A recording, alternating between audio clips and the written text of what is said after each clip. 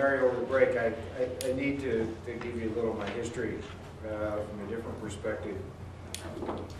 I finished my PhD in 1975, and from the period about 1975 to 1980, I did a lot of climate impacts on agriculture work. But at that time, the emphasis was on adapting agriculture to a cooling climate. Remember all the time zone, or time covers, the glaciers are coming back to Old Works. And a few years later, now I'm back working on adapting agriculture to a warming environment. So if you live long enough, you know, you get to see both extremes in the system in all of this. We're going to talk about now weatherproofing your systems, and this is part 2 of this presentation. Again, how do we maintain agricultural productivity? How do we weatherproof our farming systems as part of this? Those same yield limitations, and just to remind everybody that we are talking about water and temperature and oxygen and solar radiation and all these different things. But now I'm going to weave those components together. Weave those components together and say, how do we really look at this aspect? Because to me, that's where I've spent most of my whole career, is working on these systems, trying to understand these dynamics of agriculture. And again, these same climate factors are there. Again, the direct impacts and the indirect impacts. Most of this talk, we're going to talk about the direct impacts. Because we know more about this. That's a little bit more in our control. The soils, we have a piece of this puzzle that we really need to understand from a different dynamic in all of this. And so we have to ask ourselves when we start this whole process is, why do yields vary? And yields vary among years, and we've looked at that, you know, in terms of national, state, county, whatever, and field basis. They vary among years. Weather's a little different between years, rainfall's a little different between years, a lot of unknown factors among years, and they vary within a field. There's all this field variation that goes on. It's really a result of soil variation. But the primary reason that yields vary either within fields or among years is available water. That is the #1 factor that causes yields to vary.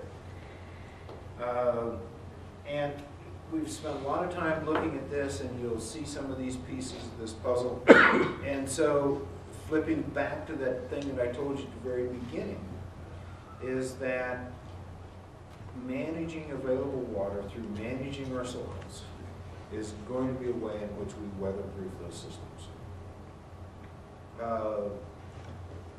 You know, so we're going to see that as we go through this piece of this puzzle and just trying to draw aspects around. And that's where I think you'll really begin to see where you fit into this. This is that same curve, that it takes water to grow crops. It takes a water to grow a crop. And we really need to prep this crop to be able to extract as much water out of that soil as possible during the growing season, either improving the efficiency of the rooting system, improving the extent of the rooting system, improving the availability of the water. There is no one single solution to this thing. And so I'm not going to say that if you do this, life is good. Because it's really, you got to do this. And you got all these different parts of the puzzle that's out there. And what frustrates me the most is the fact that we are main event centric. And what I mean by that is that we assume that if we take care of one problem, we have solved all of the problems.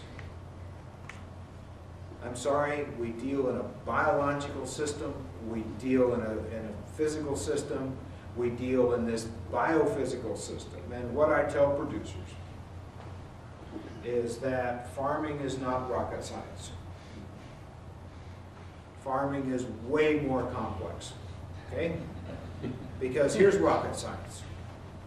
What do you have to know about rocket science? A, size of the payload.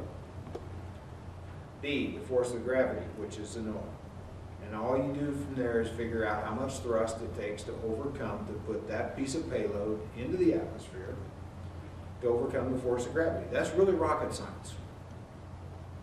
Unless you're in North Korea and they get to figure that out.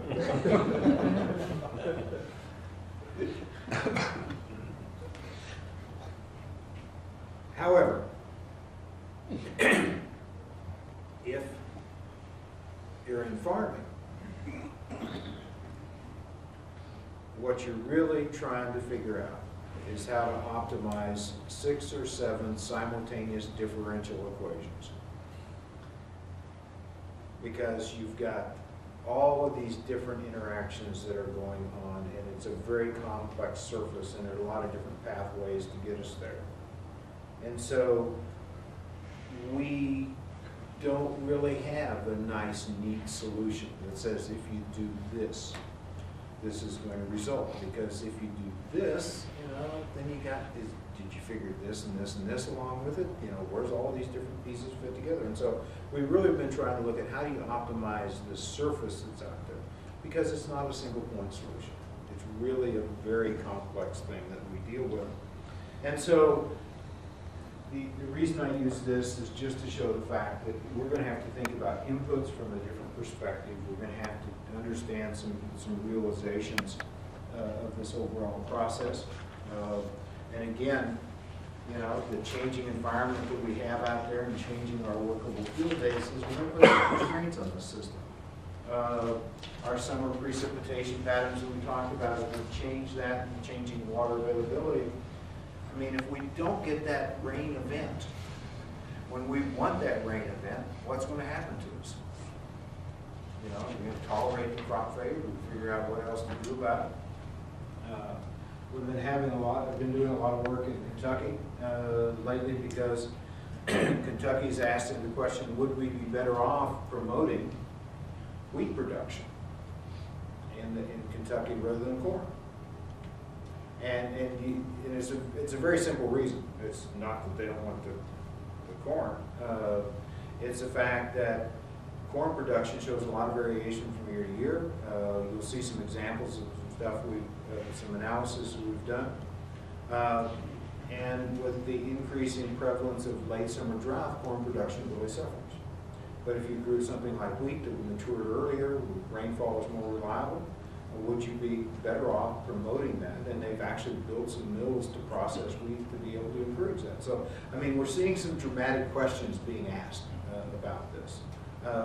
And so it alleviates that, well, there's no market for the crop sort of discussion out of the puzzle and everything. But I think it's an interesting question of saying, how do we look at this in terms of some of these reliability factors? And if we think about these changing precipitation patterns and where they're going to happen to us, and the extent that they're going to happen to us, it says that managing or understanding rainfall and managing our soil to capture that is going to become a critical part of weatherproofing agriculture as we go in the future from that perspective. So, and again, I've given you this, but I want to reinforce that point, is that with these changing temperatures, we're going to change the rate of water used by that crop. It's going to use, as temperature warms, we're going to use that water more quickly, and you're going to see a lot of very interesting things occur in this. And I'll give you a couple of different examples. This is, and we've spent a lot of time in fields making measurements. And in field making measurements, here's, this happens to be a cornfield. These are yields across that, anything in 200 plus, and then we're clear down to, even some spots at 120. There's about 100 bushel yield variation across that field. And again, producers see this all the time. You see all that yield variation that's out there. We describe it with lots of different things that are there. In all of this, give you another example that I threw in here. I don't think it's in the, I've made some revisions of this. This is a soybean field. This picture in early August, this is off one of our remote sensing platforms. This is fairly uniform field. I mean, the only thing you see is the waterways that are showing up. This is in early August. This is 3 weeks later across that same field. The only thing that happened over that 3 weeks, or didn't happen across that 3 weeks, is it didn't rain. And so all of a sudden, in this index is really what we're looking at is the amount of leaf area on that crop, is that those light green, even kind of yellowish areas have lost their green, or lost their leaf area. And when you lose leaf area, you lose productivity. And so in a 3-week period, because it didn't rain, you see this dramatic change in this field. And we see this in that cornfield as well. We see that fields are very uniform by the time of tasseling. We've spent a lot of time making measurements across these fields. We're fairly uniform. It takes a little water to grow that crop up to tasseling in corn. It takes a whole lot of water to go from tasseling to grain fill. That's the major period of rapid water use by that crop. So any water deficit during that time really magnifies its impact. A water deficit during the vegetative stage, not so much, unless it's really, really dramatic. Give you an example. Yields across those light-colored areas of that field are on the order of 25 bushels. Dark green areas, 55. So we lost about 30 bushels per acre because it didn't rain for a 3-week period. So we induced field variation because of lack of rainfall. And we induced that field variation because the soil didn't have any water holding capacity to supply that crop with what it needed. Those are pretty sad soils. We're talking about no hay horizon in a lot of those, kind of rocky, crumbly. It's not a really good field. We've been working on how to improve that field. It's one of the reasons to study site.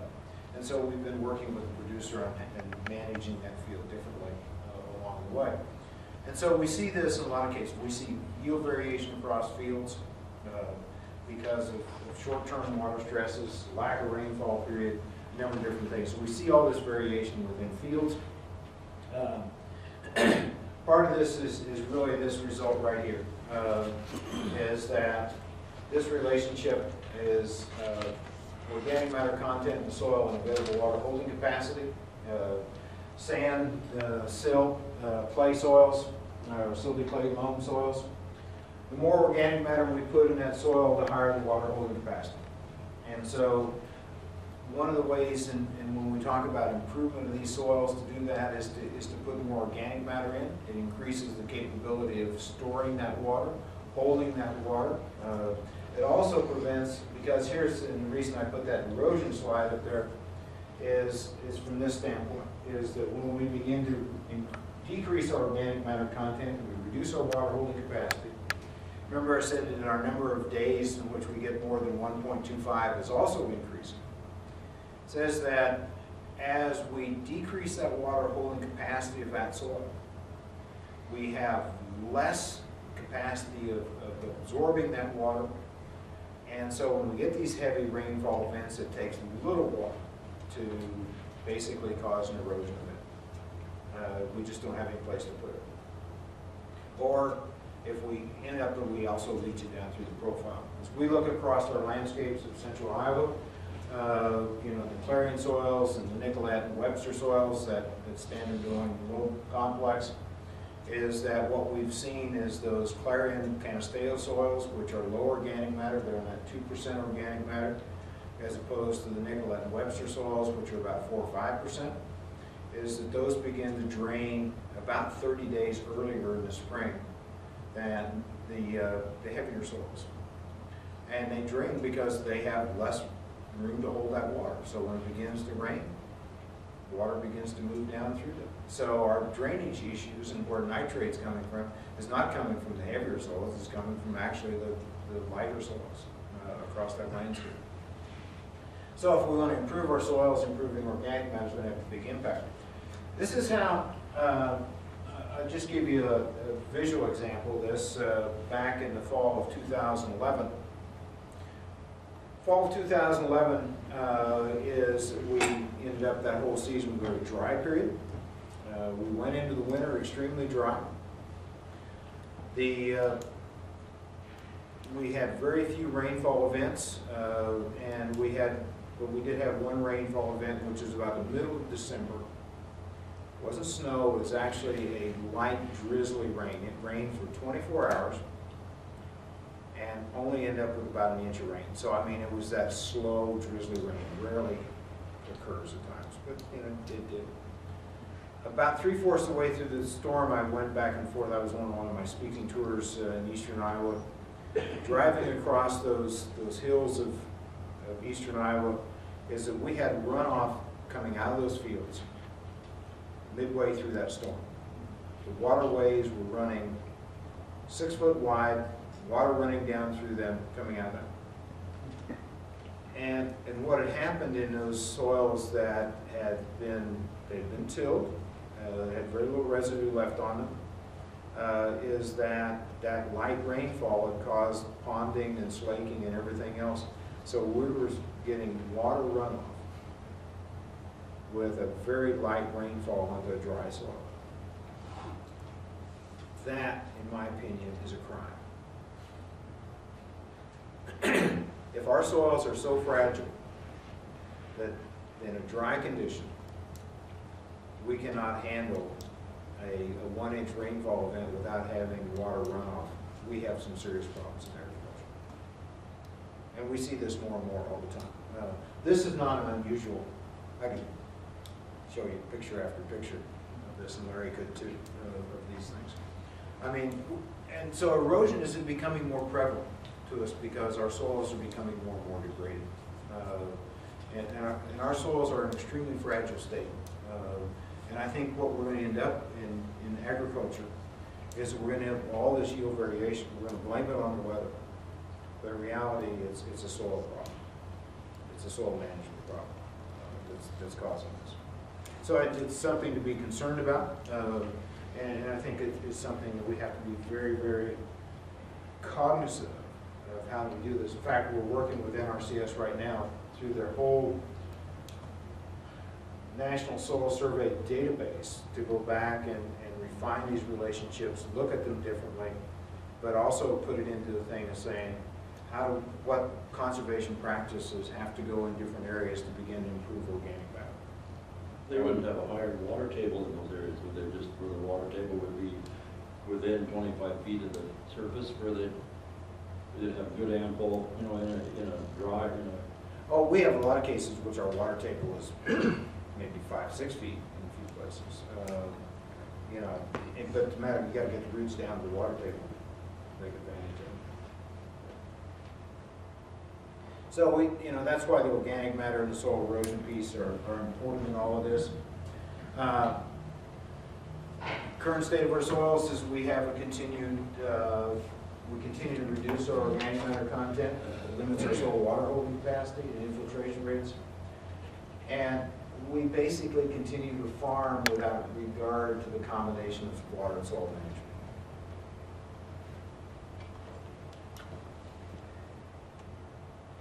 I make a statement that gets me in trouble, is that we have divorced agronomic management from soil management.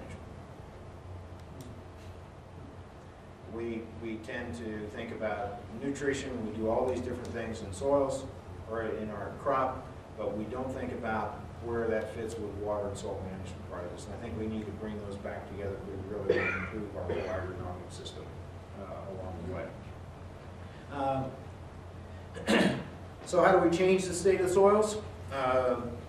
We have to increase our soil organic matter content as part of this. We need to manage our residue and tillage to maximize our water availability. And we need to begin to treat our soils as a resource, not just as an object. They're not part of that puzzle in the way in which they need to be part of this. I'm very concerned about the whole state of our soils and where we're at with soil degradation. I think we're going to end up with increasing variation in yields, actually not this way down. because we are going to see soils play more and more of an impact in terms of the dynamics of productivity. And we'll see this variation within fields, we're going to see it within counties, and I'll show you an example of that as we go along here. Here's some information. We spent a lot of time looking at this. We do a lot of in-field measurements, and we do it in very complex ways. We have some very tolerant producers that work with us because all these are within the field, and we mount these instruments within fields. The upper two lines are the water use curves throughout the growing season on the Webster soil. The lower two lines are the Clarion soils. The upper, that's about a 4 or 5%. Actually, that Webster soil is a 5% organic matter. Clarions are about a 1.5% in this field. There's a twofold difference in total seasonal water use between that Webster and that Clarion soil. If you go back and you think about that water use efficiency curve, if I'm at 300 millimeters, my yields coming out of that are around 150, and that's typically what we see out of that Webster soil, because we're using about 500. We're pushing that 220, 230 bushels in this. That's the difference in that. If I don't transpire the water, I don't produce the yield at all. And what the dramatic part is that those fields are extremely uniform at the time that we reach tasseling. They all have the same yield potential. But we don't realize that yield potential because we don't have the water availability. Because here's where our climate fits together, is that when we move into that reproductive stage, ET rates are going up, rainfall rates are going down, and so to meet crop water demand, you have to spend out of the bank. And I'm sorry, in the soil water bank, you cannot deficit spend. Okay? When you run out of water in the soil water bank, what happens to the crop? It starts shriveling up pretty good there, doesn't it? Or it drops leaves, it does anything to survive. And so the only way in which we can survive that is increase the size of the bank.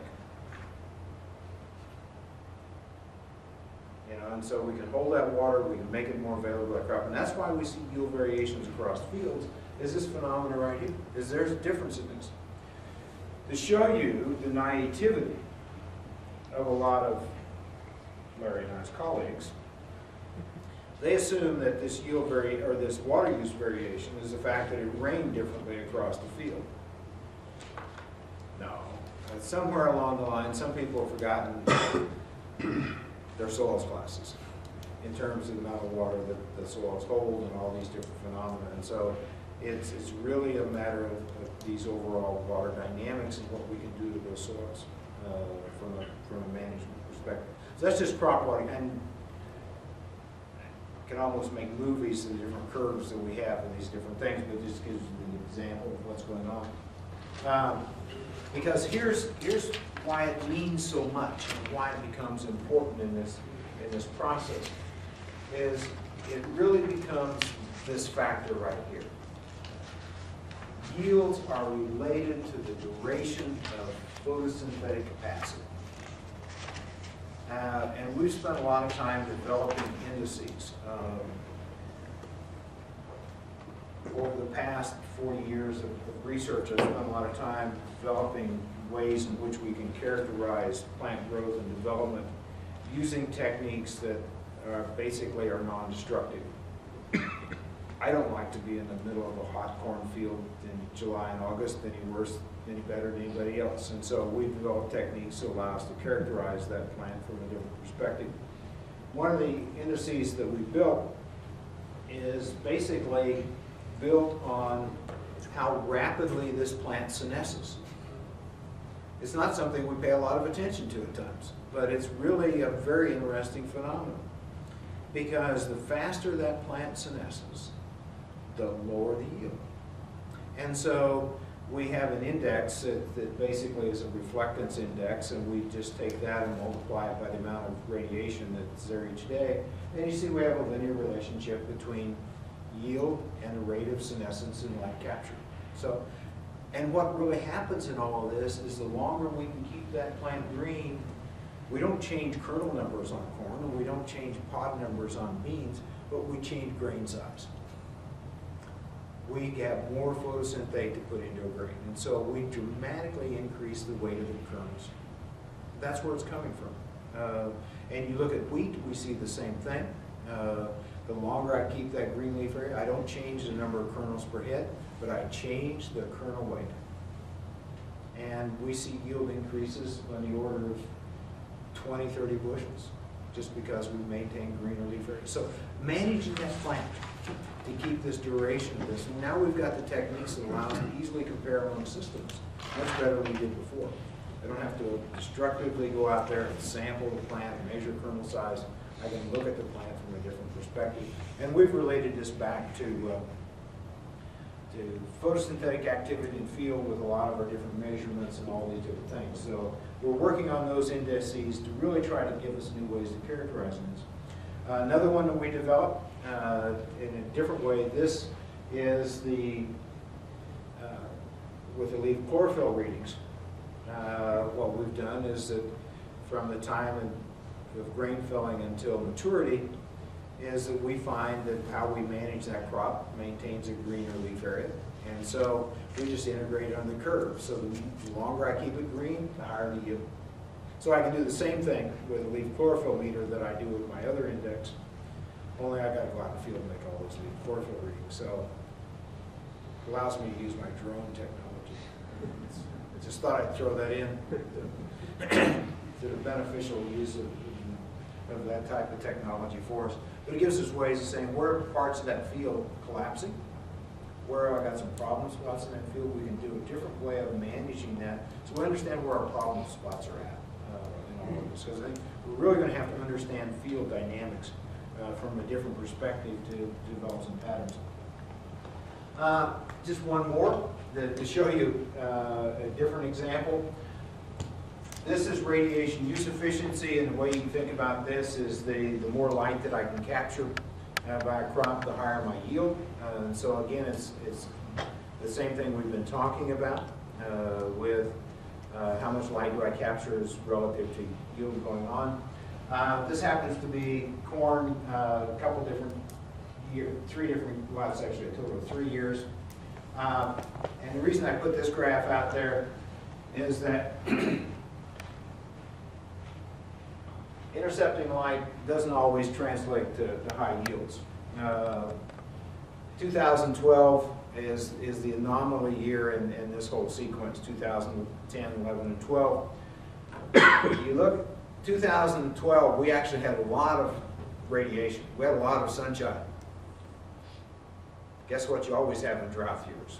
Lots of sunshine because you don't have any clouds because it's not raining. So you end up with a lot of light.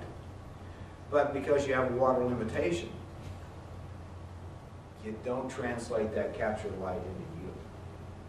The plant's absorbing light, but it's not growing because it's under stress, it's doing a number of different things, and so it's being impacted from that water perspective. So if we manage the water this year and made that water demand all there, we would have taken this curve way up here. I mean, we'd had some phenomenal potential yields because we had the radiation first. But because we didn't have the water, guess what happens? It begins to fall apart.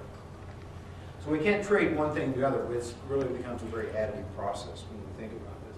So that's why that water management within soil becomes such an important part of this overall puzzle.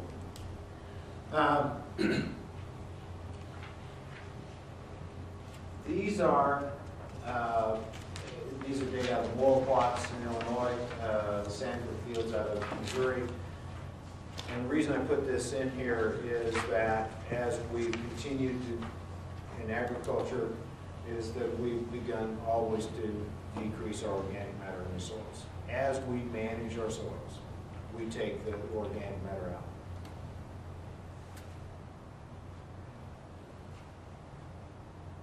We basically have been decreasing the size of the bank in terms of water holding capacity through our management practices over time. And in all of this, you see this puzzle going back and forth and all of this. And so I personally, I think we're making our soils much more fragile in terms of their capacity to hold water, cycle nutrients, a number of different things that are going on. This is some work from Don Murkowski and Morris, and I have similar data. This is disturbance type, no disturbance all the way to very high disturbance. Sorry, this is CO2 loss, and that's water loss. The blue line is water. Every time we cultivate in the spring across Midwestern soils is basically a ½ inch of water into the atmosphere. I mean, it varies a little bit depending on the atmospheric condition, but that's a pretty good rule of thumb. So you think about there, you go across and you do a very intensive broadcast tillage, field cultivation and whatever else, is that we evaporate a ½ inch of water into the atmosphere. And that's coming out of the seed zone. I mean, however depth we've tilled.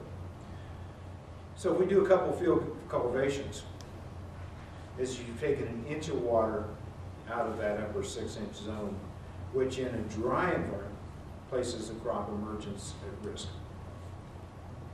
And it really places that crop at stress when it really is trying to grow. Now, Iowa producers tell me that that's a good thing because we're too wet in the spring anyway, but I tell them that's still not an excuse to till, right? The aspects of this, and as we move to more and more drier areas, the tillage thing really becomes amplified because you're also tilling in an environment relatively low humidities, fairly high sunshine when we do that, so we see a very rapid rate of this. Don did this with his chambers. We discovered this from an entirely different perspective, is all those measurements that we make are basically on a year-round basis. Our instruments are in the field 12 months a year, they're running 24 hours a day, except when they get hit by lightning strikes, but you know, they're basically out there making all these different measurements. And what we would see is that we would see these occurrences of extremely high evaporation rates. All of a sudden increased evaporation rates and everything else. And we went back and we looked at this and we thought, well, it hasn't rained. So we didn't get any rainfall coming in that would be evaporated. And so we'd have to go out and look in the fields and everything. What we found was that when we saw these high evaporation rates, the producer had been out there tilling the field. And so you look at the tillage operations, you look at the evaporation curve, and you total it all. It's about a ½ inch of water. And so you see all these different things are going on. So tillage costs us water. Tillage also costs us CO2. You know, because every time we till that soil, we're also disturbing it. So we release what CO2 disturbed, but we also begin the whole oxidation process because we expose things to lots of oxygen. Microbes go into rapid activity, and then they release a lot of CO2 very quickly, and then they disappear. So we see that aspect as well. So it's extremely hard to build organic matter if we continue to till the soil as well. But we'll talk about tillage in a little different perspective as we move on. This whole continuum of disturbance, you know, as we go from no-till to conventional tillage, the ultimate being low-bore plow and the small being no-till out there, you know, you just think about how much soil we disturb across this. I'll give you an anecdote from last spring because we were so wet across central Iowa. And I was doing a lot of work in St. Louis last spring, so I was going back and forth across Iowa about on every other week basis.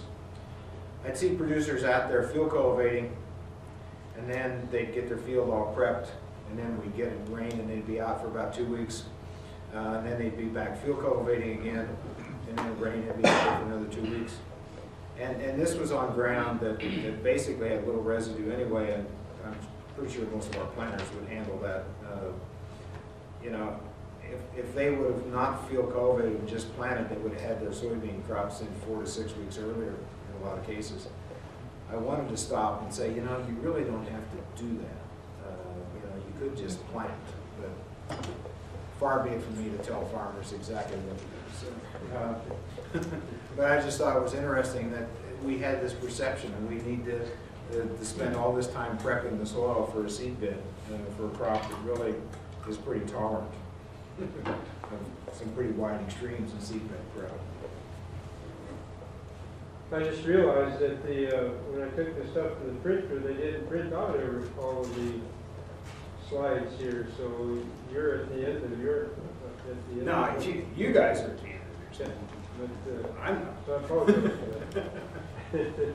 Anyway, this continuum, and we're trying to look at this and say, you know, because we do have to get that seed in the ground. You know, and how well can we narrow that strip down? How can we make sure we have the least disturbance but still manage that soil to improve it over time? What we've seen is that the no-till benefits are from this continuous protecting blanket, protecting that soil, not from just the lack of disturbance. Everybody always wants to think that the no-till effect is really because we haven't disturbed the soil, but really this protective blanket of residue is important, and it actually has a short-term and a long-term impact. A short-term impact of that residue out there is it reduces the soil water evaporation component. It reduces increases the infiltration rate because you protect it from the heavy effects of rainfall. But you also moderate the temperature and moisture extremes. And so a lot of the biology that's going on within the soil in terms of converting residue to organic matter is a result of biological activity. And if we don't create an environment which that biology can thrive, it's very much like our example in the last talk when we talked about what happens to animals when they're exposed to high nighttime temperatures and being disrupted metabolically. We expose them to high soil temperatures, we disrupt them metabolically, and they don't do anything. They basically go quiet. They just basically go into a nice quiet stage, and they're not doing anything. So this protective layer really does buffer all these different extremes, and that's really what we got to moderate, because think about yourself. Going back to your example, when it got hot, what do? Take off clothes. You know, if it's chilly out, what do? Put on a coat. You know, and we modify our environment all the time.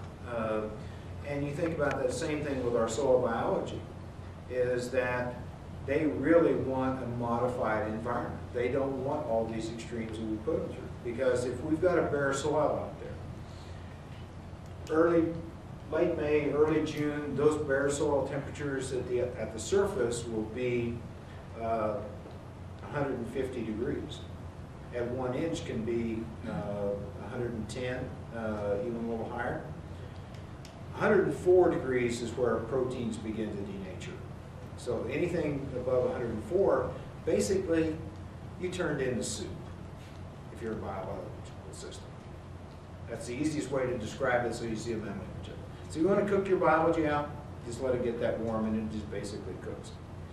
So the same thing in terms of roots. The other part of this residue layer out there is that we see a real advantage in making use of small rainfall events because it is warmer.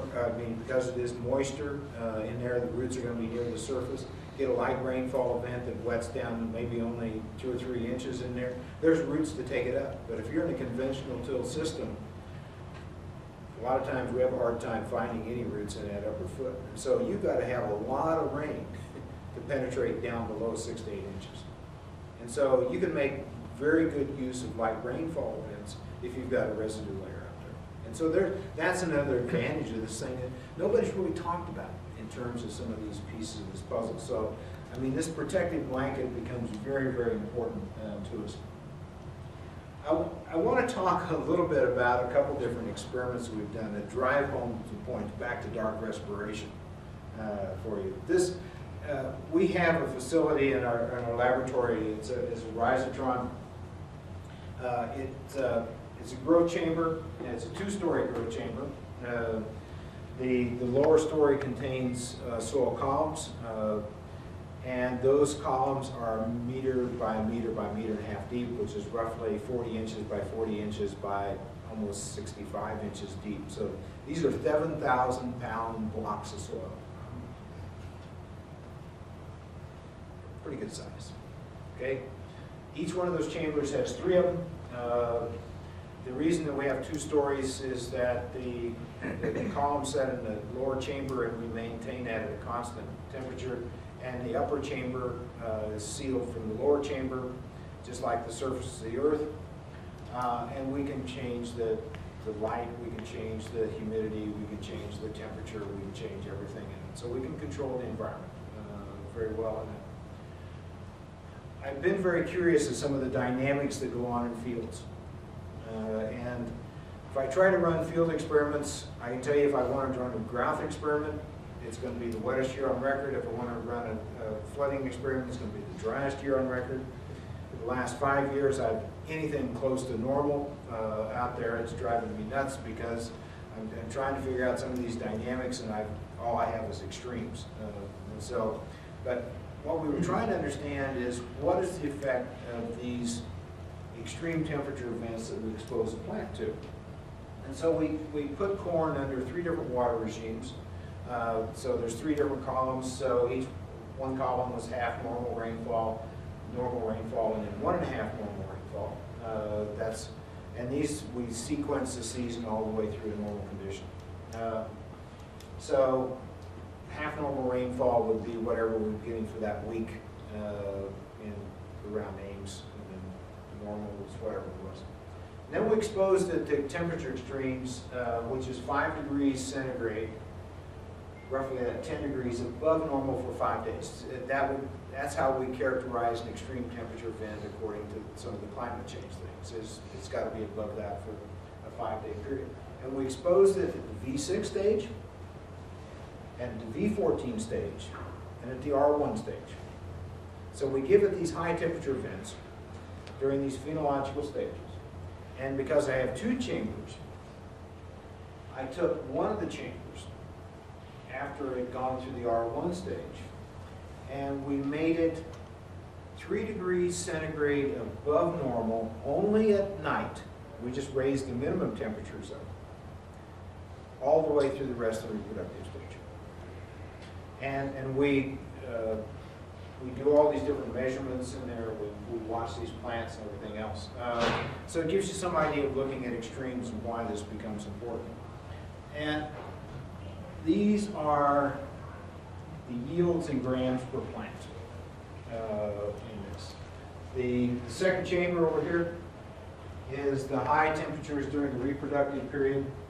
These are the normal temperatures during the reproductive period. Green bars, I was about 90 grams per plant. When I was really excessively watered, I did impact yield because I think it was really flooding it, and it's the oxygen problem. But if I had these high nighttime temperatures during the reproductive stage, I basically destroyed all the yield on that plant. And what was amazing in that is that those plants senesced at a rate that was phenomenal.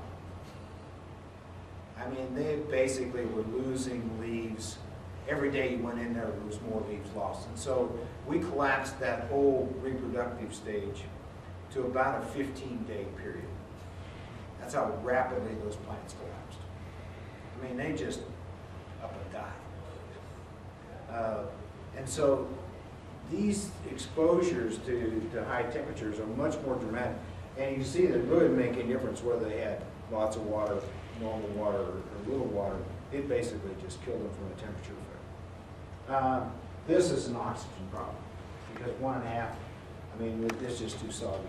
So we're seeing an effect of excess water in that, which we rarely characterize as well.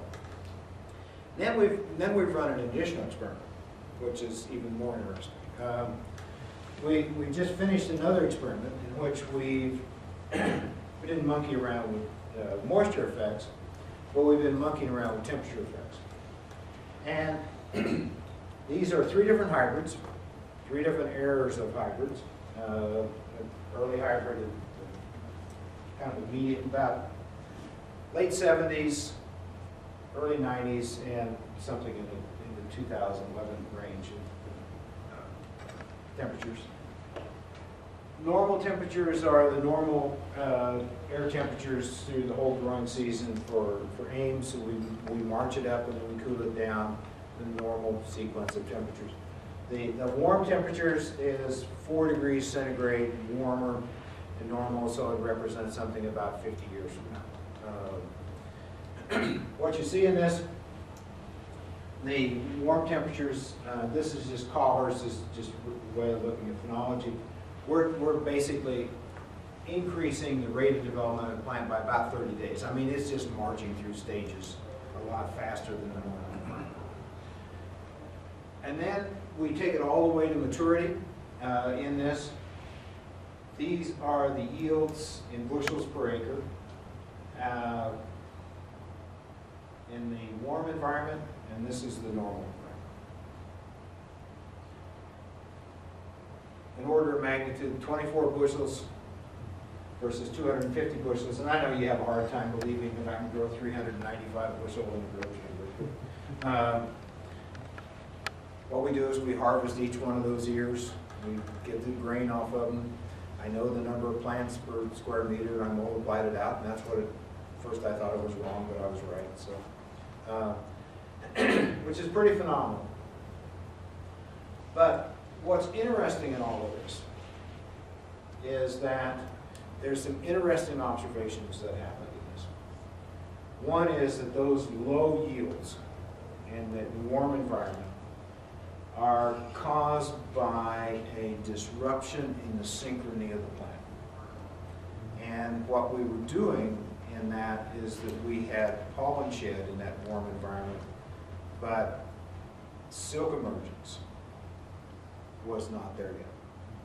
So the whole pollen shed and the receptiveness of that silk was not there. So we end up with very few kernels on ears and a number of different things that are going on. I mean, we just disrupt everything. And so now, and we're repeating this, we're about, I think we're about here right now on the second run through that, and we're seeing exactly the same thing again.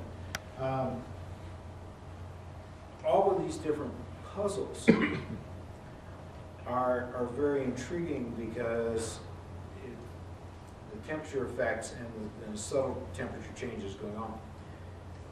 But the most fascinating thing that occurred in this experiment, and it was in a warm environment, because Dennis told me about the fact that when you got those hot nighttime temperatures in 88, how corn turned white overnight. In these chambers here, and I do make all the measurements in the chamber in terms of all these different dynamics of everything, so I get to go really kind of nice right now. Right now, the temperature inside of that chamber is about 104 in the hot one and about 90 something. So when it's minus 50 wind chill outside, you go into the chamber, and it's really not a bad place to be. A lot of people beg to go in there. What happened from a Friday to a Monday in these plants? On a Friday, I was in there making measurements, and they're all nice and green and everything else. And I came back on Monday, and in the warm chamber, those plants had all turned purple.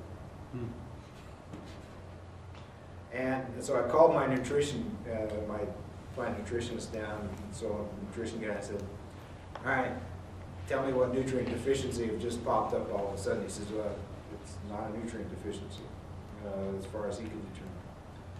What had happened, and this is pretty interesting because, and actually we've seen this in field corn, we knew what was the root cause of it, was that because we had very little sink in those warm plants, but we have all this photosynthetic rate going on, because you can see how much corn we can produce under that environment, is that we basically created sugar toxicity. We had all this photosynthate build up in the leaf, no place to put it, build up. I mean, those midribs were purple. I mean, we're talking about K-State purple, for those of you who follow K-State. But, that's a level of purple we were at in those plants. And then they just kind of just collapse. I mean, they just literally just reach that collapsing point. So this whole thing of dark respiration with the high temperatures, some of these phenomena, we do not understand how plants really change when they're exposed to things that are outside their normal regime. Really bad news in all of this is the best performing hybrid is the old one. Was it a conventional? Yeah. Yeah, it's a conventional hybrid. That XL45A is about 75, 76 air or something like that. Yeah, so what have we done? And so we're back on those. It's causing a little consternation. So what's it cost us with some of the things we've done to plants in terms of responsiveness to the environment? In fact, one of the things we've seen in those yield trends is that with the introduction of even the modern hybrids, we have not changed our variation in response to weather. So you would think with improved genetics and the way we've thought about this is that the variation when exposed to weather should be decreasing, but actually it's increasing. So with the drought tolerance gene, if that's what it is, what are they actually altering? It's a really good question, because I keep asking that question. You think about this from a drought tolerant perspective. You changed, there are three potential ways in which you could have drought tolerance. One is that you could have drought tolerance because you explore more of the profile so that you have more water available to the plant. You could also change the recovery process. So when plants are exposed to water stress, leaf temperatures, once they reach 104 degrees, put in a whole set of heat shock proteins that basically protect the plant. And then as they recover, then those heat shock proteins go back, disappear, and they go back to metabolism. So they have a shorter recovery time, and that allows them to be more efficient from that perspective. Or have you really changed genetically the relationship between CO2 and transpiration, so that you have a different internal CO2 transpiration relationship? And we've actually been looking at that latter part of the component because the capabilities is doing that.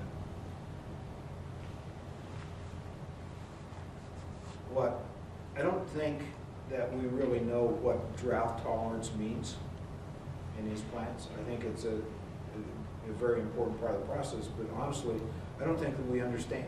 I mean, one of the things that appears is that we've changed the root dynamics so that there's deeper root systems. We're probably putting more photosynthate in the roots and growing a deeper root system. And even some of the things we've seen, and we've done a lot of root digging in the last few years, and in these varieties, there tends to be a lot more branches of roots, a lot more intense rooting systems, and a lot more of the early photosynthate is partitioned into the root system as opposed to growing atop as well.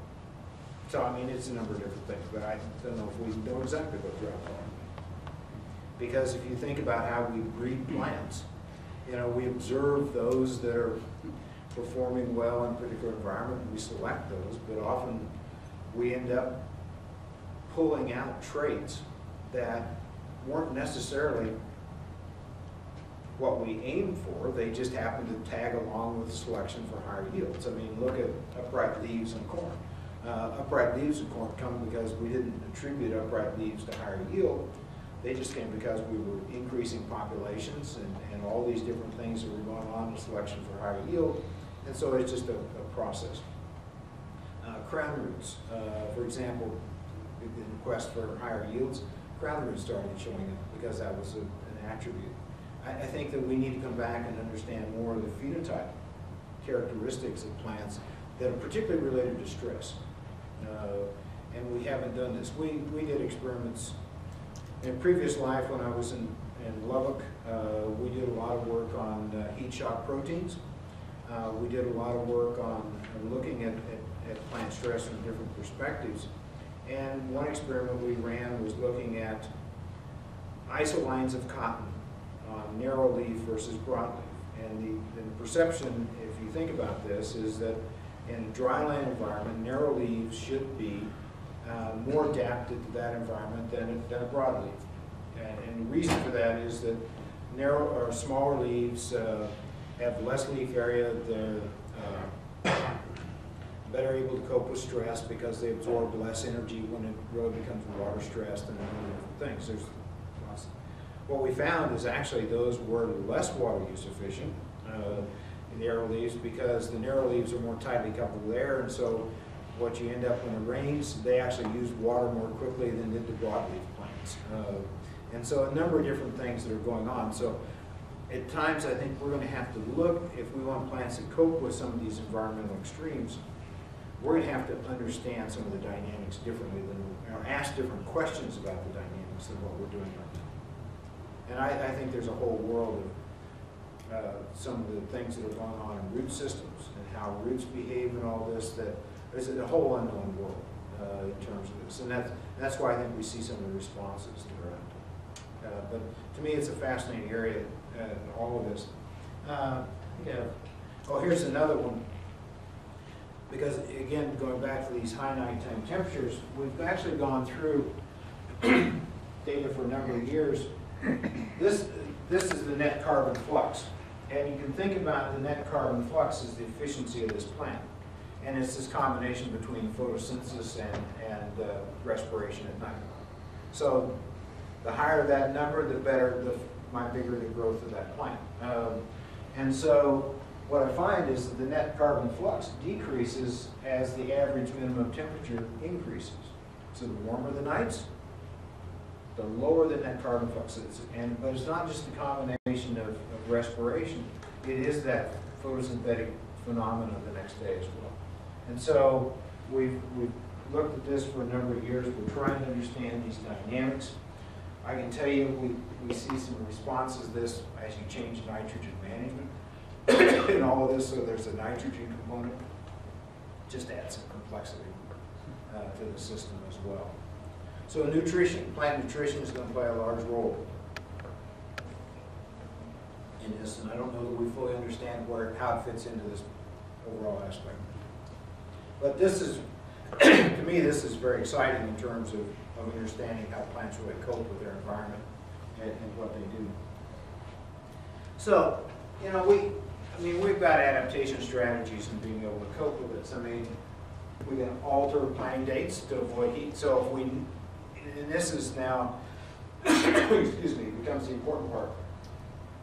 If you knew exactly what the weather was going to be during the season, you'd know exactly what to do, right?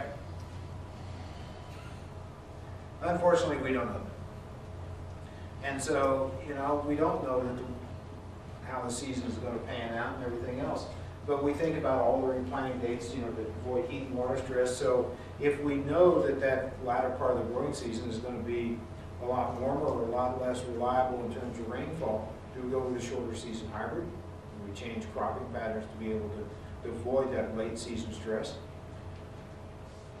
Back to the drought tolerant piece, you know, do we think about where to enhance genetics to increase this resistance fit into that, and how do we really understand how to phenotypically select plants for that? And I think we're going to have to work with the breeders more closely than what we've done in the past. But the ultimate piece, I think, is that we have to integrate our management with genetics to build our resilient cropping systems.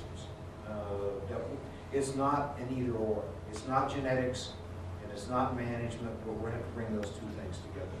And we have really done very little screening of a lot of genetics across some of the management practices under stress environments to understand that complex.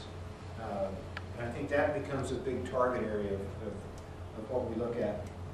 And so really, and that's why I mentioned it before, this G by E by M complex is that you have the genetics, you've got the environment, which is a combination of the soils and the atmospheric environment, and then you've got management. You know, and those things that you all do. You know, we're not going to control the environment. We can select our genetics. So to me, this becomes the ultimate puzzle of how do we put things together. We can do things here in terms of improving the soil. doing a lot of those different pieces and bringing that together, that will pay us dividends in all of this. What's the bottom right picture you had? I'm just curious. This one? Yeah. Just a no-till drill in the standing weed stock. Oh, okay. For the Midwestern audiences, I have this big high boy for nitrogen. For you guys, I thought I'd go with a no-till drill. I forget where I got that one from. Just thought you'd appreciate this stuff.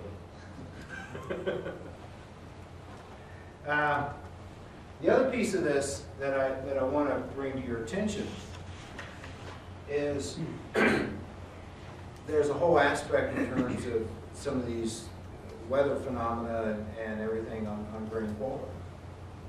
And I really think as we go into the future and we think about feeding the world's population and everything else, is that we need to think about grain quality. It's not a matter of just how much we produce, but what's the quality, protein quality, starch quality, oil. And what we know is that rising CO2 decouples the carbon and nitrogen cycles that change our protein content. We get stressed in grain filling. If you grow weeds, you understand this one quite well. And I think that this is, again, where the genetic differences fit into this G by E by M complex. But instead of looking at just the total yield, let's look at the quality aspects. I think it's going to be an important part of this puzzle for us as we go forward. And there have been some pretty interesting relationships developed in looking at large-scale global patterns in grain quality. One of the most interesting ones is changing malting quality of barley. Changes with the types of weather patterns that are out there for you. So if you're beer drinkers, this is something to really be concerned about because it is an important part of the overall process of what goes on. I heard someone say 20 years ago that by now we would be getting paid a better price for better quality, more minerally dense produce. But are we much closer to it? I mean, wheat is a little different. We're being corn growers here. Right. They've been testing the oils but what it appears to us is that they're going to come up with a way to discount us rather than to reward us. Yeah, and this is the point, and we've actually been working with a couple different companies to get them to start thinking about quality from a different perspective. Quality going into animal feed, quality going into produce, because this is what does nutrient dense grain really mean, mineral dense grain, and how do all these pieces fit together? And so, I think that's what we're going to have to focus on. But we're going to have to get the companies to start valuing that and saying this is what it's worth, so it feeds back into the system. Wheat's probably been the most interesting one because the millers have really demanded, a certain, they understand the value of protein and see the benefit of that. Given the other crops, we know it's there, but you're right, it's not a system that we built very well. I do want to talk about crop residue benefits, and we've talked about a little bit of this already, because I want to talk about now building the soil. Because really what we're talking about with this residue layer is the whole soil biological complex. And that's that whole system below the soil surface that if we're going to build soils over time, we're going to have to figure out how to do this. We've talked about that one already. And we can have a passive protective blanket or you can have an active protective blanket. If you're growing cover crops, you've got something growing out there, that's the active one. If you've got residue on the surface, then you've got a passive protective blanket. In a lot of cases, some of the phenomena are the same in terms of protecting it against rainfall events, moderating the temperature extremes. What's different about that is in the active growing crop is that you've got all those roots that are exuding residue, exudates, that are feeding that biology more continuously. Whereas the residue layer it's the old root system left over from the crop that's feeding that. And so one of the things that we've been working on lately is what biotic fertilizers do, and that's trying to understand this biological complex. So we've been looking at how do you look at biological, and manures as part of that biological complex. You know, how do they promote bacterial growth? How do they decompose that organic material? How do they increase that microbial population? How do they cycle the nutrients in that? And then how does that really lead to organic matter changes in that soil? And so it's a different approach than what we've done before. Instead of saying, you got bugs, you got residue, you know, how's that form organic matter? And a lot of this case, how that organic matter gets formed is really a function of what that soil is doing biologically in terms of cycling the nutrients and all these different pieces. So we've taken a little different approach to trying to understand how do we improve and maintain organic matter content, and how does this relate to biological activity, and how does it relate to nutrient cycling, instead of separating out. And again, it's back to the main effect thing. Instead of just saying, well, it's organic matter or it's nutrients, is really those two things come together. And it's really that puzzle that we're trying to figure out as part of this overall system of soils in there. And so what we see is that if we increase our microbial population, then somewhere along we've got to increase our food source for those microbes on a continual basis. The analogy I use is if we want to improve our soils, we just can't feed them sporadically. We have to feed them continuously. They need to have residue to decompose. They need that on a continuous basis, because, let me pose it to you this way. How would you feel if I only fed you once or twice a year? And that's often the way we treat our biology. We only feed them once or twice a year, and we expect them to work and do all these different things. Well, you know, you can get a little testy after a week or so. Some of you less time than that. You know, and so our biology, you know, it just goes into this quiet state. You probably wouldn't be quiet. You know, and so that's the way we think about our biology. And so we need to think about how do we manage this so that our soil biology continues to work for us, because that's where organic matter comes from. And how do we think about managing that from a nutrient point of view, a residue point of view, all of this, because I think that becomes the puzzle for us in this, because it's still back to this. Here's our ultimate goal, is that we've got to increase our organic matter. We saw the curve where we basically bottomed out in a lot of cases. Is we can do this, this available water capacity is just priceless to us in terms of capturing that and all these different pieces of that puzzle in terms of the complex. So when you think about this weatherproofing your system, it's really, you know, how do you increase water storage capacity? And in increasing water storage capacity, it's increasing the size of that bank. And that makes sure that you have every bit of capacity to capture all that water that's falling, and make sure it doesn't drain through the profile or run off. So that's where organic matter comes in. The residue layer on top of that is the decrease evaporation, and how I refer to that is taking the E out of ET, because crop production is a function of transpiration, not ET. And so if we can transfer that water from the E component to the T component, we're going to increase our productivity of that plant. We have to maintain that crop residue cover on a continuous basis, because that's what promotes active biological systems. And that's one of the things that we've seen. Our active biology comes from the fact that it doesn't like disruption any more than you and I like disruption. I mean, tilling our soils is a disruption to our microbiological systems out there. So if we disrupt them, you know, they have to regrow, they have to reform, and all these different things.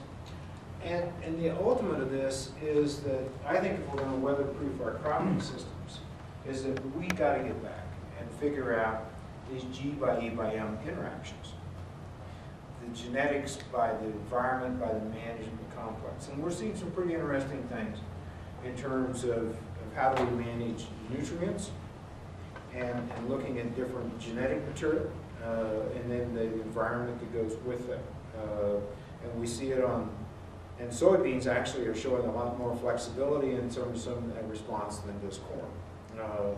You know, how do we really take and continuously grow these high yields of soybeans? You know, it really becomes a matter, in my opinion, of how do we manage the nutrient aspects, which we often don't do anything with nutrients on soybeans.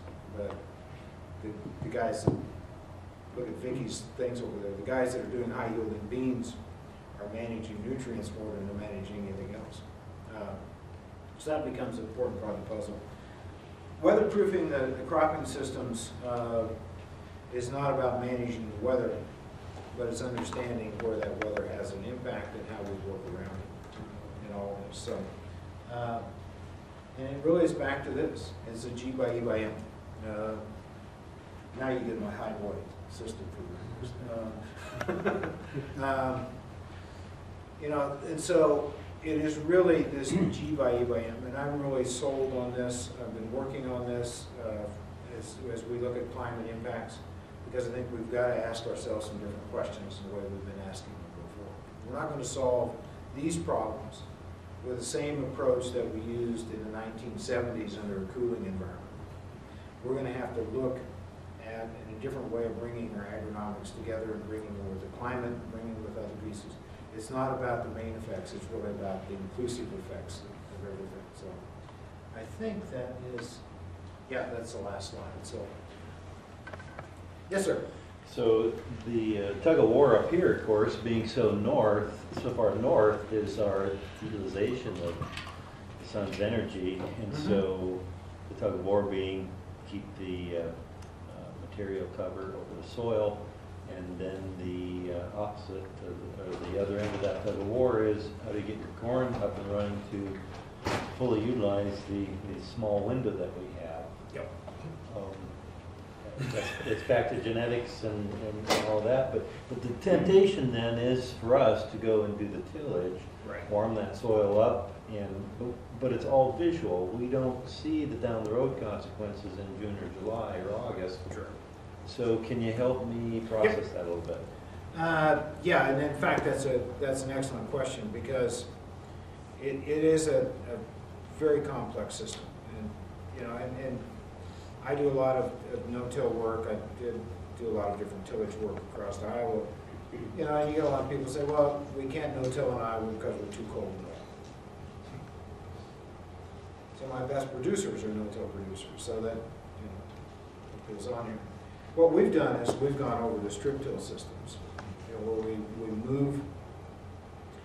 move that residue away, we create a seed zone to plant it in, and that warms up as quick as conventional tillage out there. What we see, and the reason I like the strip-till systems, is that I can maintain the residue between that area, so I can prevent my erosion, I can modify the soil environment. But the interesting thing about the strip-till system is that we see a preferential pattern of root development with much more vertical root development in that system than in conventional tillage, which tends to go more this way and then down. The strip-till tends to go deeper quicker. And I think we need to learn how to manage our root systems as part of that. So I think that's what we need to explore for the northern climates. And in all of this, but to figure back out is, how do we do things to that root system to manipulate even more? And we've done very little in terms of manipulation of the root system. And I think there's some things we can do with that. How do we manage our nutrient placement relative to that strip and that plant? And so what if a little of that residue moves back over that strip after the plant's up?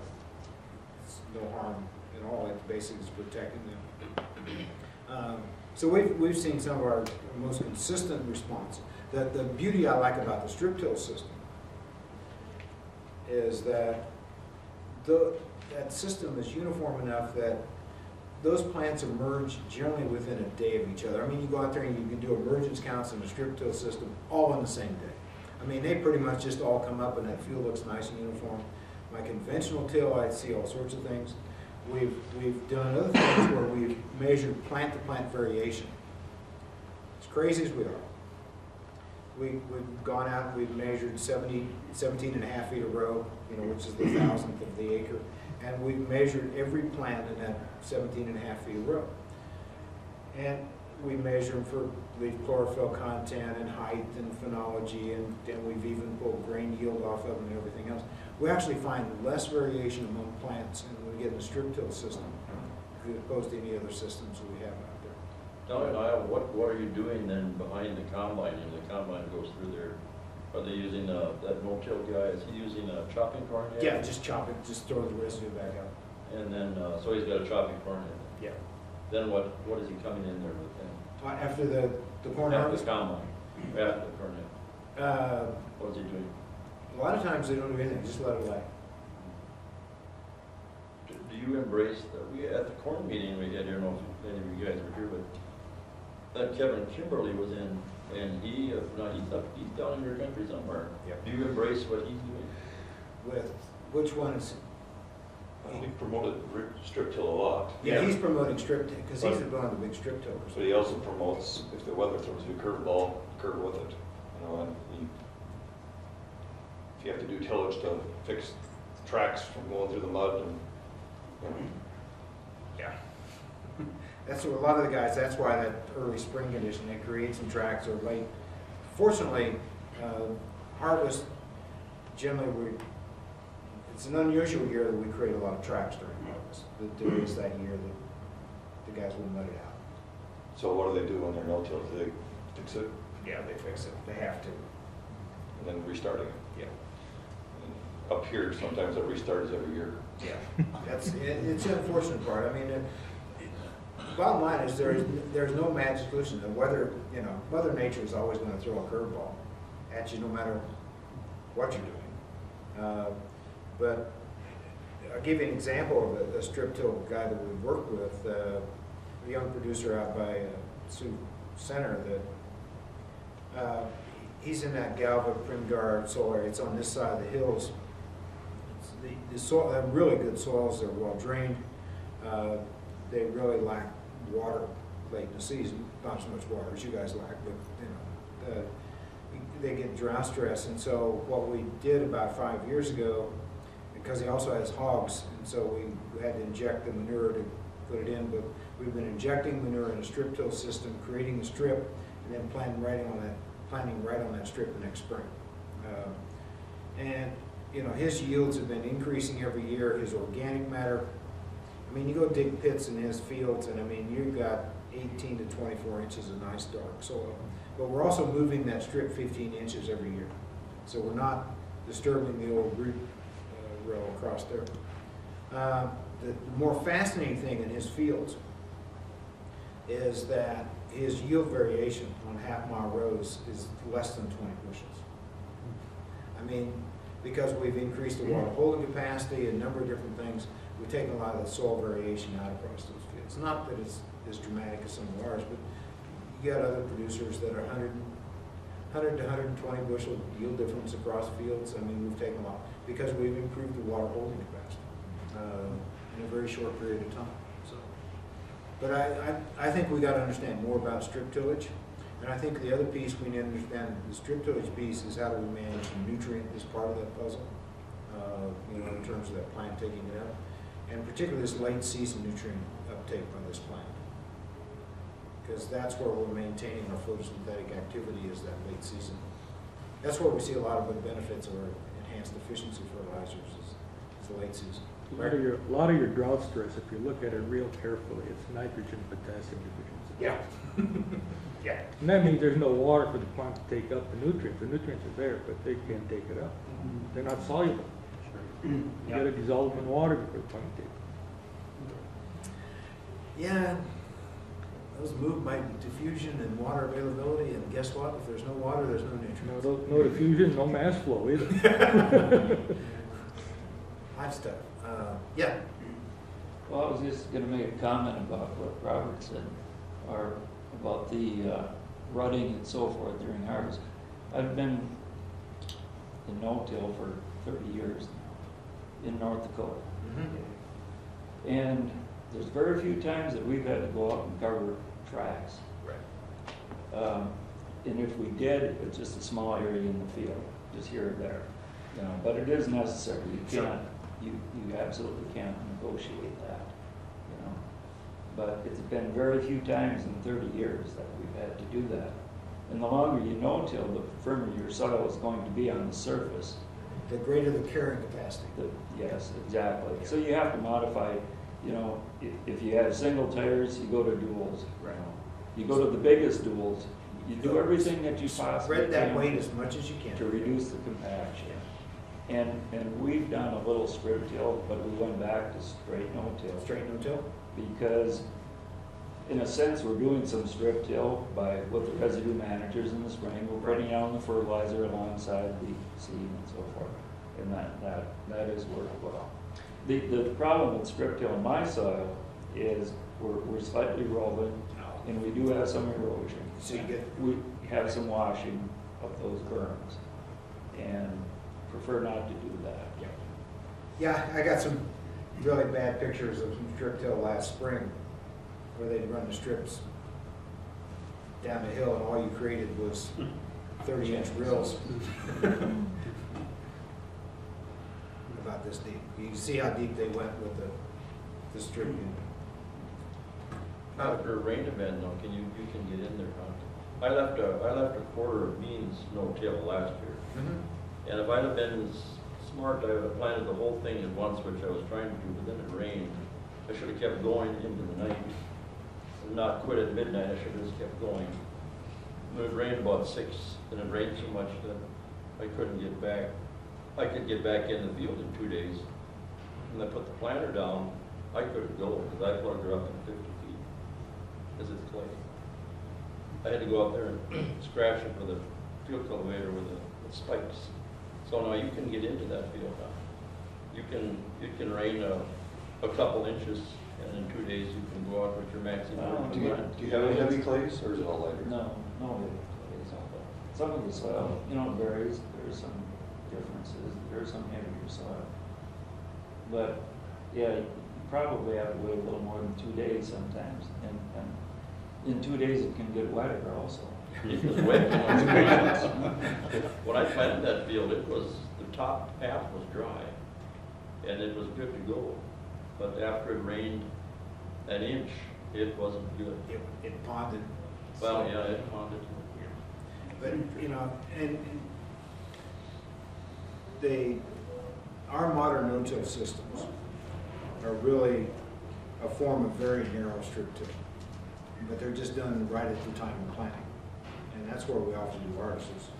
We may do it just a day before we plant, or sometimes we have a unit set up where we can do our strip till or no-till, and you know, just whether we can move the residue cleaners up or down. So. But I think there's a lot we still need to understand about tillage systems. The thing that, and you've seen it in your soils, and it's a great testimony, is that we improve that aggregate stability in those soils over time. And so a lot of people confuse that firmness with compaction, but in reality we've changed the structure of that soil so it has more weight-bearing capacity, but actually it has a better infiltration rate, better oxygen exchange rate, better gas exchange rate, because of the structure that it has, and it's more stable under the rainfall events. You get these soils that are very, very fragile. It takes so little for that soil particles to slake, and once they slake, then we don't have any infiltration rate. And so you end up with these ponded layers and everything else. So the more we can keep that residue near the surface, because actually what disappears most quickly is the aggregate stability of the surface. When we start changing the soil, it's that upper surface that changes the quickest. And that's the piece that I don't think we understand, that it's not It's not the organic matter content, it's the aggregate stability, because we're no longer maintaining the capability of maintaining those aggregates. And part of that has to do with the contact of the residue Yep. at the soil surface, and the organic matter that's dissolved, that gets into there, helps create that structure, and it's tough to measure because it's a very Yeah. thin layer, a very thin layer, Here's how dramatic this is. It only takes a 32nd of an inch of crust to basically be a barrier to water vapor exchange between the soil to the atmosphere. So if you get a pond, you slag it out, and once that forms that crust, and once you stop evaporation, you stop gas exchange too. And so you're no longer getting oxygen and CO2 back and forth. The thing is about no-till, you do have a higher bulk density usually, but you've got a lot more macropores, which allow water infiltration. Water just goes right in there. Yeah.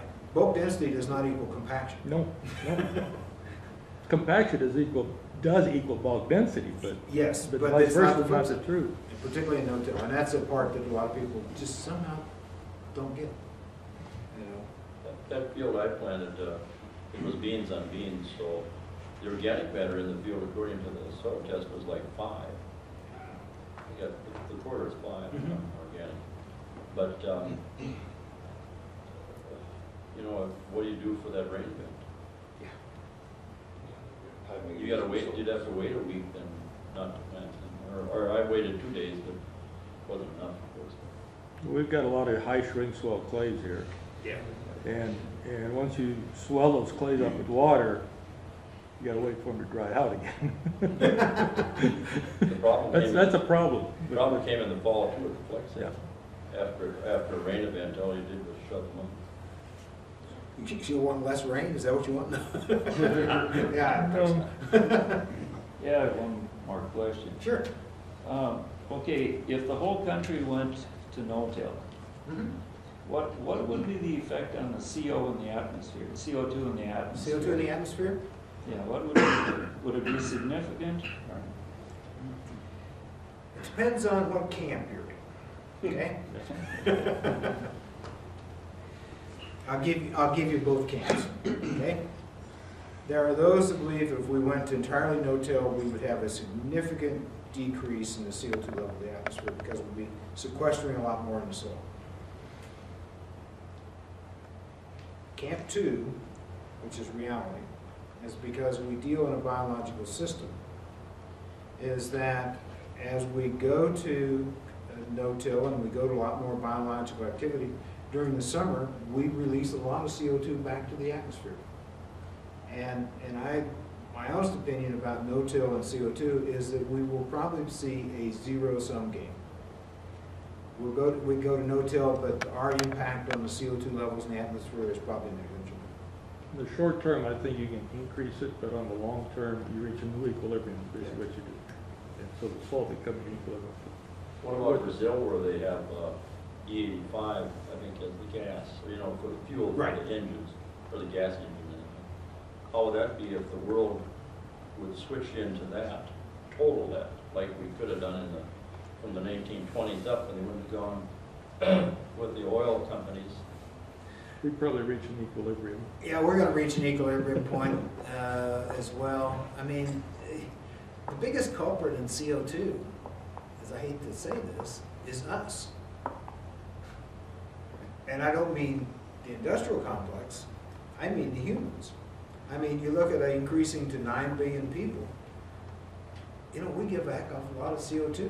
I mean, our biggest emitters are, a lot of our gases is our sole biological system out there. The more we improve them, the more CO2 they emit because they're aerobic.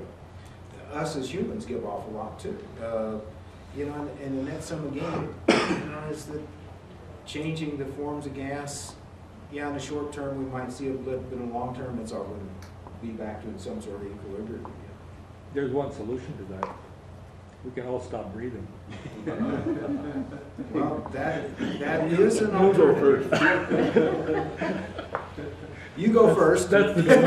That's the dilemma. You go first and tell me how it works out for you. Yeah. That's the dilemma.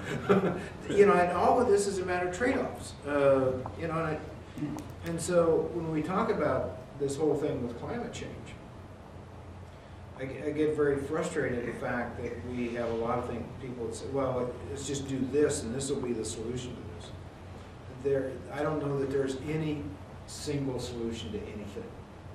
And in agriculture, you all know this as well as I do, there's not a single solution to what you do. It's really going to take a very complex system and understanding that system to make it work. Up here in the north, excuse me, go ahead. There's one other issue, and a lot of the work has been done on measuring carbon sequestration by crops and that sort of thing. There have been short-term studies, 3, 4, plus maybe 8 years. A friend of mine, and Jerry, you might know Ken Olson at the University of Illinois. Oh, yeah. He's got a site in southern Illinois. He's been studying for over 30 years. Started on grass, and he had cropland, and he converted to cropland. He used conventional till and no-till. And he's got higher carbon in the no-till than in the conventional till. But both are lower than the original grassland. Oh, yeah. And so when we see the differences, and a lot of the differences reported in no-till sequesters more carbon, it's actually, we've lost less carbon. Yeah, we just have a slower rate of loss. Yes, yeah, we slow down the rate of loss. And so we're still losing it just due to cultivation, but I mean, that in itself is significant. Right. But we're not increasing to vast amounts of carbon being more being stored in the soil. Now that could vary too with climate, but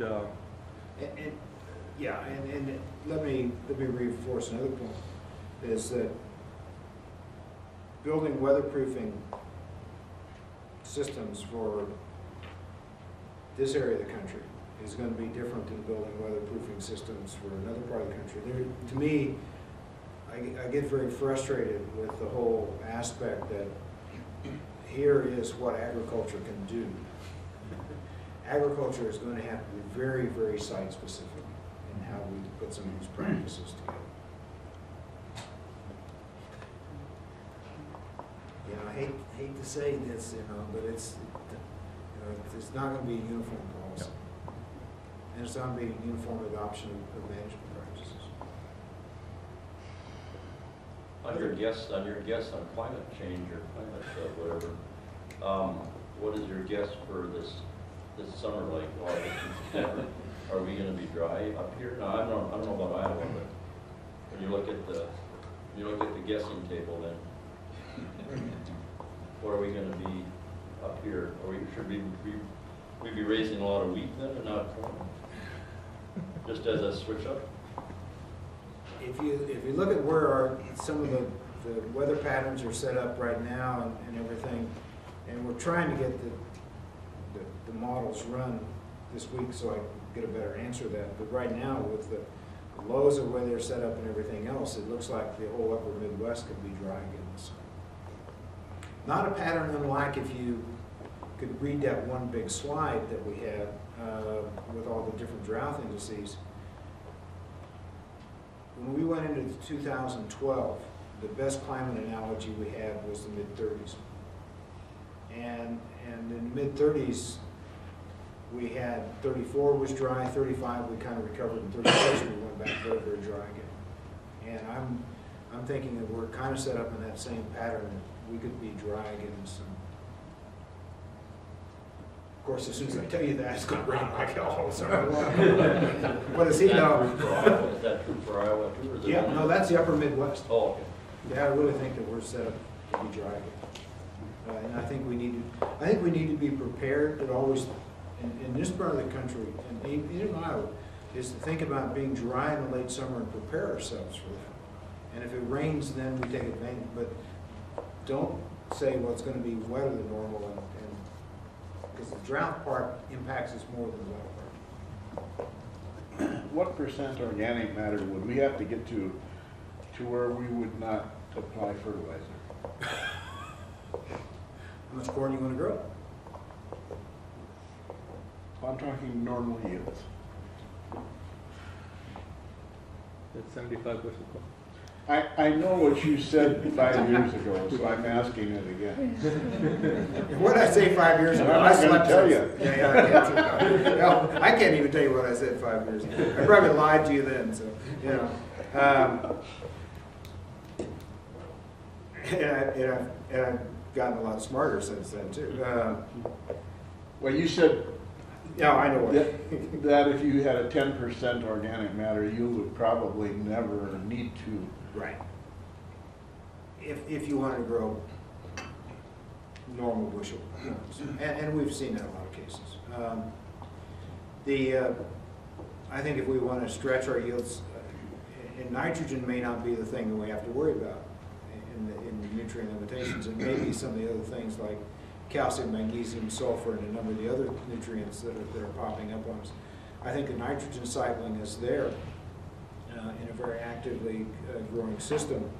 But I guess I would temper that and probably not say that 10% organic matter is going to solve all of our nitrogen needs either, because so much of that is tied into what we're seeing more and more is tied into the biological complex that's going out, and it's a little bit back to what Larry was saying. You know, you got to have water to make these nutrients available, but if you've got water so the biological system is working, they're also consuming up a lot of this nitrogen, so it's not truly available to the plant either. And so you got a lot of cycling going on. Doesn't mean you got free nitrogen for the plant either. And one of the interesting things that we're looking at right now is what happens in soil when plant roots go through that, and how are these exudates that are coming out of the roots interfacing with the biological system, and what's that mean on nutrients. So we're trying to figure out how to extract nutrient or exudates out of the soil with an actively growing root. So we've got some pretty interesting experiments set up to be able to do that, because I think this whole complex of cycling and everything else is going to be extremely important for us to figure out. And like I said, I would temper my comment from 5 years ago that even with normal corn, we may not see some of the things, because we've learned a little bit more about this overall process. It's not a nice, easy system anymore. And the thing is, we may not ever be able to achieve 10% organic matter No. unless we waterlog the soils for major parts of the year, like you do in wetlands. And Yeah, Florida. wetlands, yeah. And then it's tough getting them planted back. Yeah. This spring. Maybe we'll go start raising rice or something. Yeah, rice has its own issues. In fact, one of the things we've discovered Yes, in it rice does. is that because of the long-term organic and a lot of very high organic matter soils, and which has, I think, some applicability to what we're talking about here, is that in rice where it's been flooded and they got a lot of carbon, a lot of nitrogen, it actually, they were seeing yield declines, and yield declines were occurring because of this complex of carbon nitrogen cycling going on within the soil, that nitrogen was no longer available to the plant.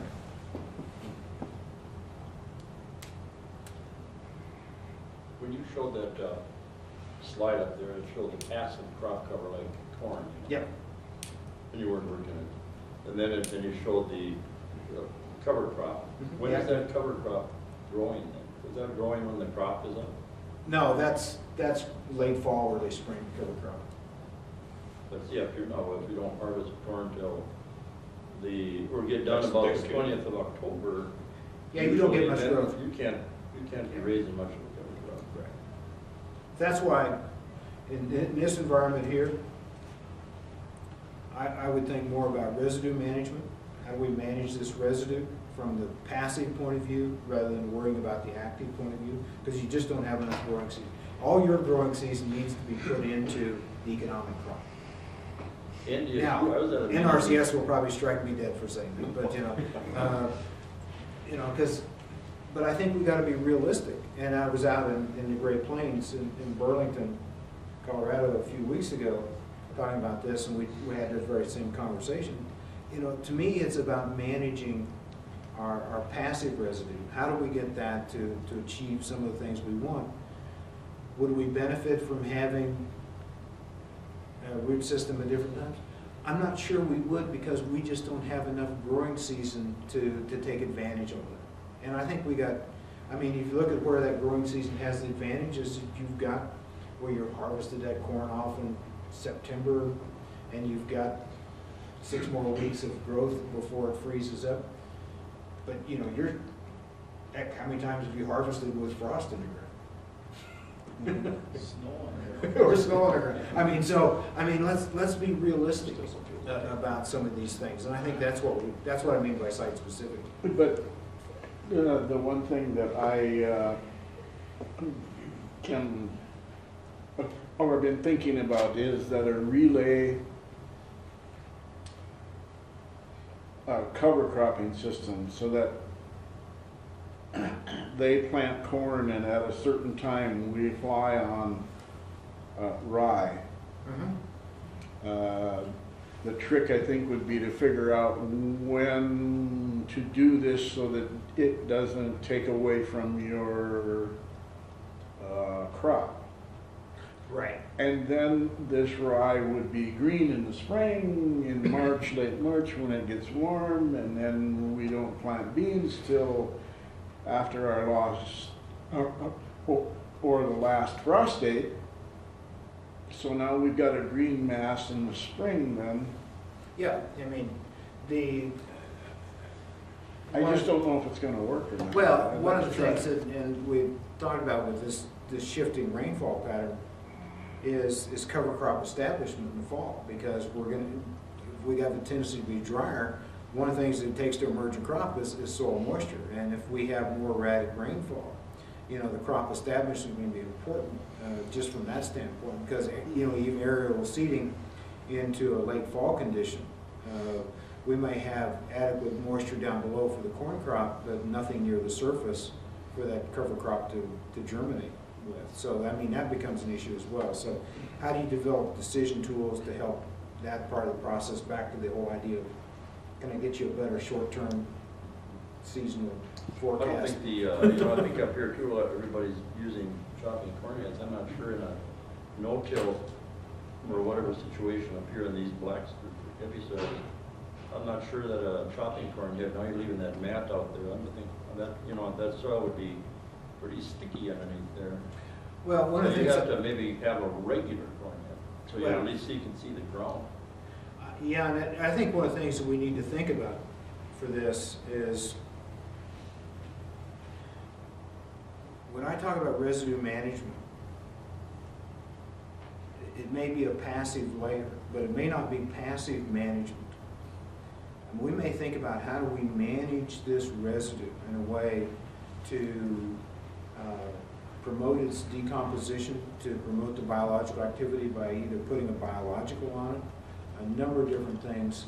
And so we can get that, and so it's not just a mass of material laying out there, but really we help it decompose, but go into the soil instead of the atmosphere. And I think we've got to work on some of those pieces of that puzzle too. One of the things And that Vicki I, made, one of Vicki's the things that coming, I maybe see, doing people things. taking a corn shredder in after the season and shredding everything, And a lot of and us do. increasing the mat, rather than leaving it stand there, because over winter, you're gonna leach a lot of the cellulose out of it, so you're just gonna have a shell there, so when you hit it with equipment, it'll tend to shatter.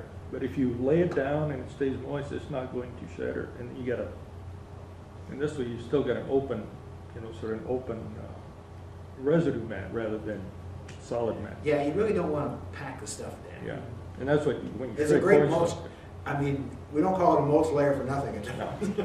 But yeah, the more active we can make that system, and I think we got to work on how do we create the activity of this and how do we manage that residue.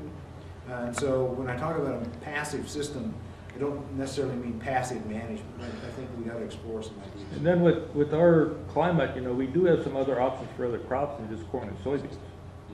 And with cover crops, you know, winter wheat is a viable crop to some extent in this part of the world. So you go with spring wheat, winter wheat, and then go into corn, soybean, and come back again. Yeah. And there you're also creating different types of residue. Yeah, that's a good suggestion. Yeah, I mean, if you look at the diversity of rotations, I think, you know, I'll be struck dead when I cross the Iowa border again today, but, you know, I think we ought to be exploring different rotations than corn and soybeans for Iowa. Well, the economics drives it though. Oh, Yeah.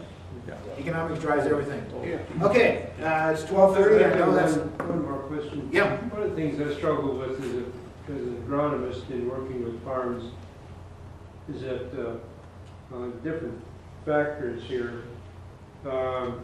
We've got soils that are like John's here, or with a lighter texture soil. No-till works really good. And we've got soils that are extremely heavy. We call them Fargo-Ryan complex. Larry knows what that's all about, and anybody who's farming them knows. So, and then on the opposite end, we've got real sands on the beaches of the ancient Lake Agassiz. Yep. So, and another factor is that one of the accomplishments we want to happen is, if we are really biologically farming, we want that residue to be decomposed. Right. And hopefully within a year. So we're not, that gives it your active management type of thing. But back on the 25th of February, I had a meeting from my other company, and a couple of guys there farming heavy soils said, there's no way that we're going to make a no-till situation work in our soils. Now, if we could jump from that situation to all of a sudden having biologically alive soil, I think it probably would work. But how do you get there? And that's where I think we're gonna figure out how to manage the biology as part of this. How do we look at biologically amending that soil?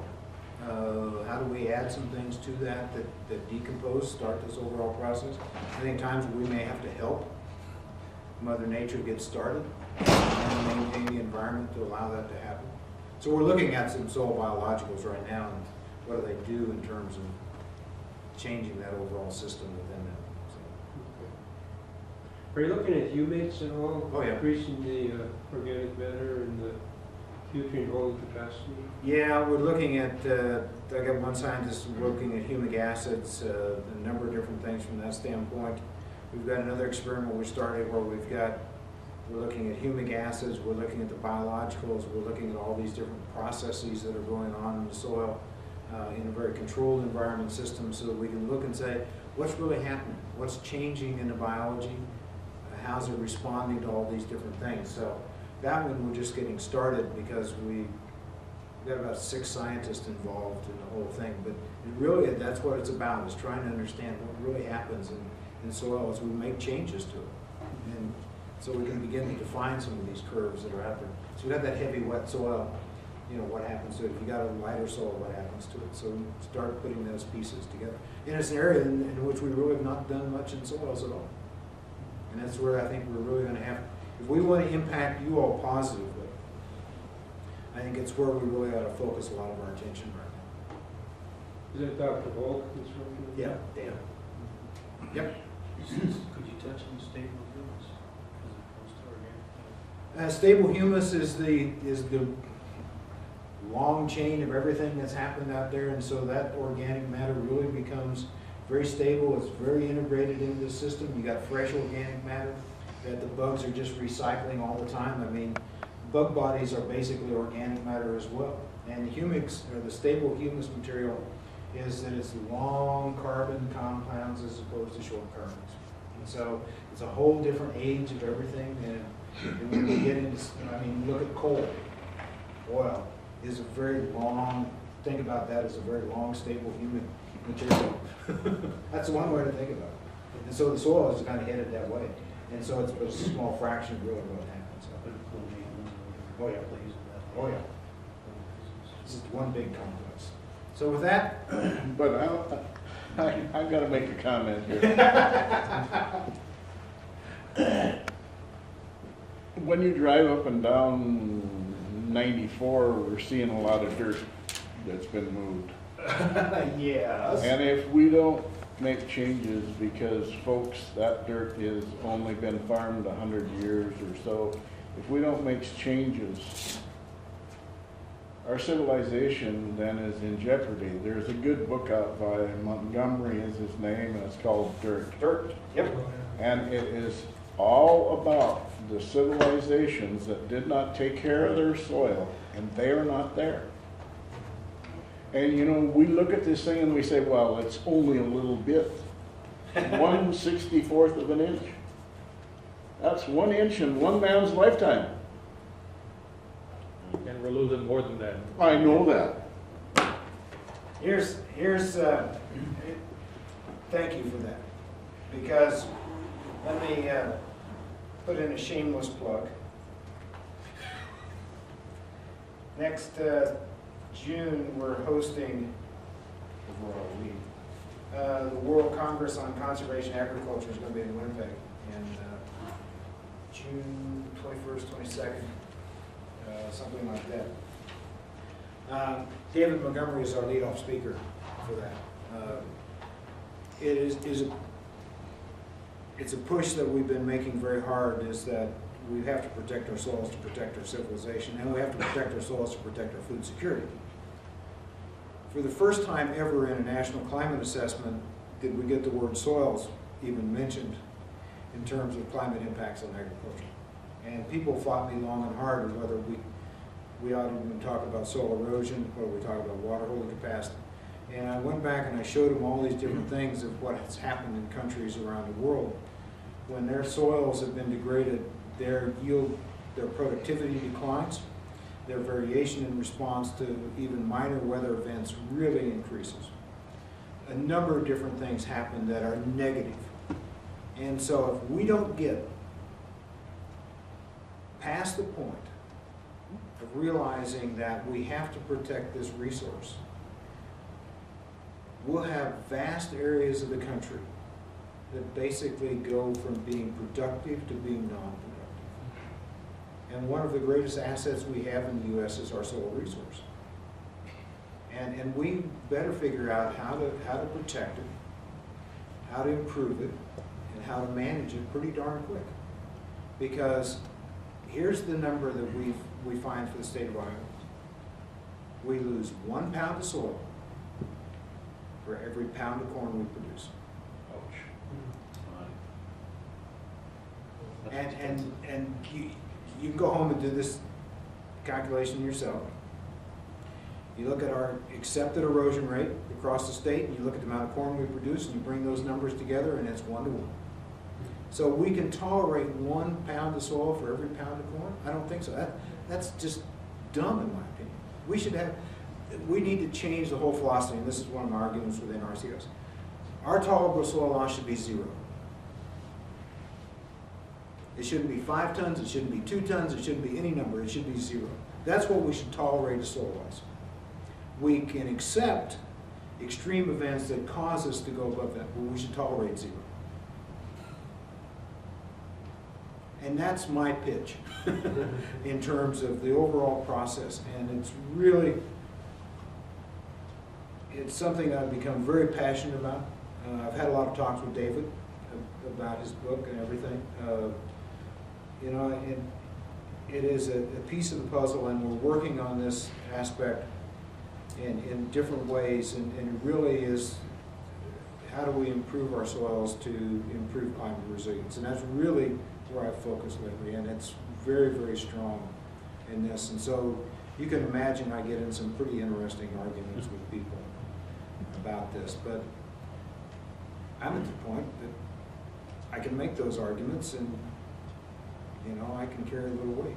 You've got enough gray hair that you either think you're very wise or you're losing it. And it doesn't make any difference. Either way, I still get my message across. I do have to leave to go to Peoria because I got an 11-hour drive, and I got to take care of the soybean people.